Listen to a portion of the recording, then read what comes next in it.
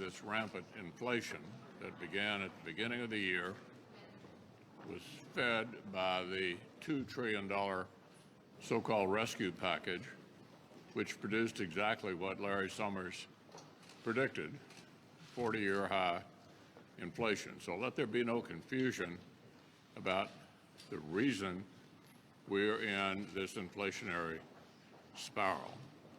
With regard to the ongoing war in Ukraine, it seems to me the president believes that any effort to help the Ukrainians is potentially provocative to the Russians. Look, the provocation's already occurred. The war is underway.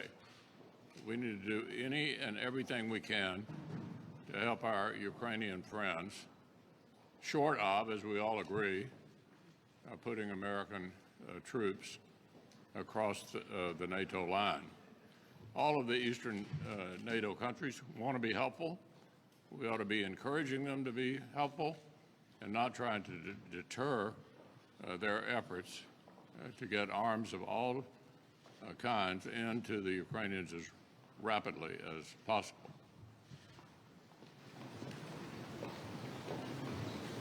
You've probably heard a number of our Republican senators get up on the floor and talk about COVID mandates, and later today we're going to vote on repealing the federal transportation mask mandate. Now that's, of course, a mandate that has been in effect for a while. It'll be interesting to see how Democrats decide to vote on that, but I think it's really ironic that the administration to this day still hasn't repealed the rule that requires toddlers to wear masks even when they're out on the playground.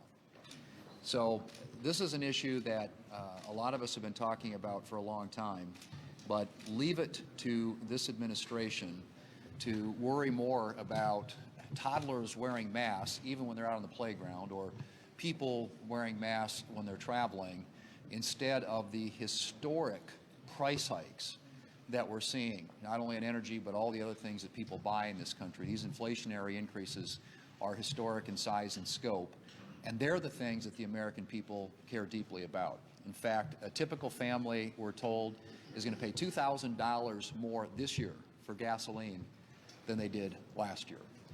And the administration is now shamelessly trying to say these are Putin's price hikes, or this is corporate greed.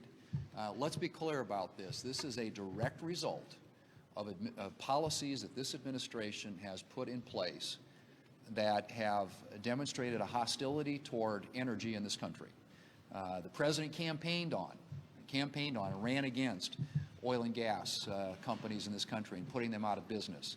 And we are seeing today a direct consequence and the results of those policies. So if you look at the last 14 months, gas prices have been going up steadily. This isn't something that happened overnight as a result of the conflict in Ukraine. This, again, is a direct result of this administration's campaign and crusade to put oil and gas companies out of business. You don't have to look very far in the distant past to see when America had energy independence. And it is a result of an all-of-the-above energy policy. We can get there again, but this administration is going to have to dramatically change course in order for that to happen.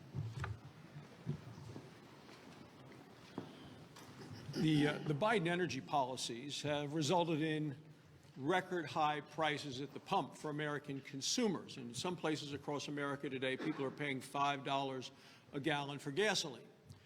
Joe Biden says it's because of Vladimir Putin. Well, that's not the case. If you just take a look at what prices were like when Joe Biden took office, gallon of gasoline, $2.38 the day Biden became president. It's probably lower than that the day he was elected president. Went up when he became president, and now, before the invasion of Ukraine by Russia, the price at the pump was $3.53 in the United States. This is all on Joe Biden. Families in America know that in Joe Biden's first year as president, they paid over $1,000 more for energy than they did the year before. Joe Biden is the president of high gas prices. He surrendered our energy dominance to Vladimir Putin. We were the #1 producer in the world. We're now #3. It was a cash cow for Putin to fund his killing machine. And now the White House is trying to play catch up. The spokesperson at the White House said that, well, we're producing at record numbers. That's not true. We're producing about 1.4 million barrels less a day. 1.4 million barrels less a day than we were right before the pandemic. Big difference. The White House also uses an excuse that they say there are a number of leases out there that haven't been used. Many of them are tied up in red tape coming out of this administration. The lease is just the first step. You need to then get a permission to drill for the energy, and they are blocking those permits. It's like if you rented an apartment, you paid the rent, and then they don't give you the key to move in. Joe Biden has been fighting American energy, as oil, gas, coal, since day #1, and that's because he is a puppet on the string pulled and controlled by the climate elitists. Joe Biden would rather turn to dictators, like those in Iran and those in Venezuela, rather than turn against the climate elitists who dictate the energy policy of that Democrat Party and of his presidency. So now he's trying to pass the buck to Vladimir Putin. The American people are not buying it. They know we have the energy in the ground here. They know we have workers here who can get and deliver that energy to market. CBS poll on Sunday showed that 63% of Americans say we should be using more American oil and gas. That's the way to lower the price at the pump. So last week, the Congress passed a 2,700-page appropriations bill. Hard to believe that any member of the Congress had time to read all 2,700 pages from the time it was done until the time we voted on it. And there were some really good things in that bill. Money to defend the country, money to help the Ukrainians, more money for the National Institute of Health, more money for Pell Grants, more money for individuals with disability Education Act. But that's no way to do business. We all know that. So I was trying to think, when was the last time we even came close to doing this in the right way, and when did we get started? So it was my first year in the Senate, 2011. We passed the bill for the year before in April of that year, so passing a bill in March, no excuse not to go forward. Senator Herb Kohl and I took our Ag FDA bill to the floor in late October, spent about 2 or 3 weeks on it, and it passed November 1, and with it, we added the Commerce, Justice, Science Bill and Transportation and Housing and Urban Development, signed into law by the end of November. Out of the Senate conference, signed into law, and we passed all the rest of the bills between then and the 23rd of December. People need to see us do our work in the right way. Members need to have a chance to participate and amend those bills and see if their ideas are good enough to get a majority of their colleagues to join them. The country's tired, and the member of Congress is tired of one big bill, usually in the following year, that nobody gets a chance to read. Doesn't mean it would have been a mistake not to defend the country. It would have been a mistake not to increase defense spending. It would have been a mistake not to help the Ukrainians. But there are other ways to do this, and now is not too late to get started for this year. Folks, we need to get real about what's happening with our fuel prices. And the Biden administration wants everyone to believe that the price at the pump is all Putin's fault. And we know that's not true. Fuel prices have been going up since day one of the Biden administration. And how did that happen? One, he stopped the Keystone XL pipeline. That was on day one. He has certainly banned any new drilling and then come along with all of the red tape, as Senator Barrasso outlined, for actually drilling to get those resources here in the United States. And the president has failed to live up to his promises when it comes to biofuels all across the Midwest, which would benefit the entire United States if we would utilize more of our homegrown energy resources. So let's not be fooled. The president is literally gaslighting the American people.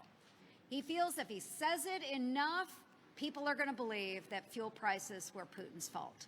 We know that's not true. So, folks, let's all step up. Let's push this administration to get over their deranged climate policy, and let's unleash American energy. So all across Florida, we have families now that are going to food banks because food prices are up. We have families all across our state they're struggling. Gas or food for their kids. That's what's going on all across Florida. Last week was now CPI 7.9%, almost a 40-year high. Wholesale prices up 10% we got today. This is unprecedented. This is all because Biden doesn't care about the poor people in this country. He don't care about people on fixed income. He is causing all this. We need to do these things. We need an Operation Warp Speed to get energy exploration done in this country now, and it's got to get started. We've got to streamline the permitting process. The federal government is a pain in the rear to do business with. We've got to reduce regulatory environment in this country. If we want to get more jobs, we want to get lower inflation, we got to get more people in business. The Biden administration is not focused on it. Take Tampa. Tampa's got the highest inflation rate in the entire country right now, 11.8%. Think about how many individuals' income is going up at almost 12% a year. Very few. It's all caused because of what Biden's doing. Good afternoon.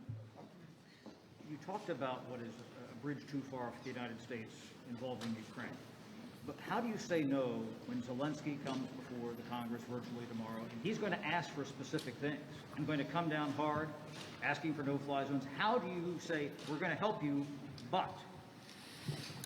Well, my guess is that everything he's going to request is something we ought to be doing. And so my individual response to that would be yes. Unfortunately, the administration keeps on dragging its heels. Even when they do the right thing, they do it too late. And the administration needs to get the message.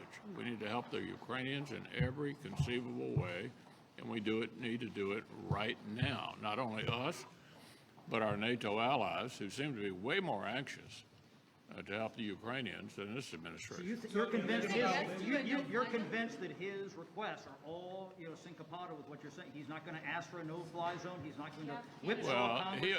He already knows that the U.S. is not going to engage directly in Ukraine. We are not going to enforce a no-fly zone in Ukraine. But there are a lot of weapons that are extremely effective in controlling the air. A good example of that are the MiGs that the Poles were anxious to send to Ukraine, which the administration apparently discouraged them from doing. So, just to follow up, would you support sanctions against China if they help Russia evade Western sanctions, or whether they send military hardware to Russia? Look, I think we are open to applying any pressure we possibly can, not only on Russia, but those who try to help Russia. Will you insist on changes to the House-passed bill, the energy ban? Will you insist on changes to that bill or any legislation to force the administration's hand on the Ukraine aircraft issue? Well, I mean, I think it's pretty clear. I haven't met anybody in the Senate who's not in favor of seeing those MiGs get into Ukraine. Exactly how to make that happen is still under discussion. You said this morning in your floor speech that the Soft on Crime Brigade is supporting Judge Jackson's nomination, but I'm wondering how you reconcile that statement with the FOP, all the other police and law enforcement groups that have endorsed Judge Jackson. I was just talking about some of her support groups, and they're always anxious to talk about groups that support our nominees when we have a Republican president. What's good for the goose is good for the gander.